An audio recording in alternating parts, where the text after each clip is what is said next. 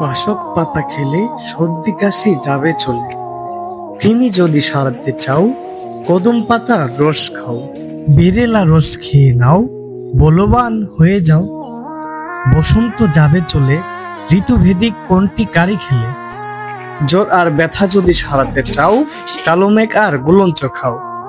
পৃথিবীতে যত আছে নগরাদি গ্রাম, সর্বত্রই প্রচার হোক আয়ুর্বেদিক নাম।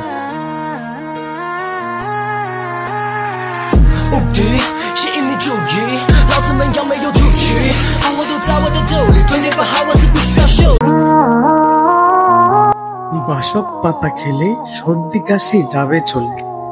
কৃমি যদি সারাতে চাও কদম পাতার রস খাও।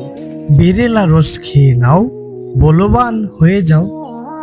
বসন্ত যাবে চলে, ঋতুভেদিক কোনটি কারি খেলে।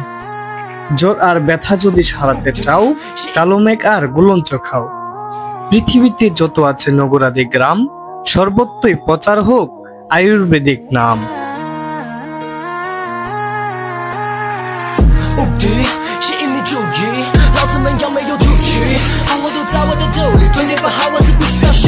আসসালামু আলাইকুম বন্ধুরা, সবাই কেমন আছেন?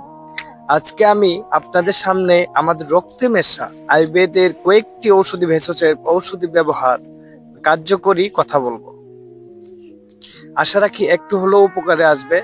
তাহলে চলুন শুরু করা যাক। যদি কারো কিছু বলার থাকে তাহলে কমেন্ট বক্সে বলে যাবেন। ধন্যবাদ সবাইকে।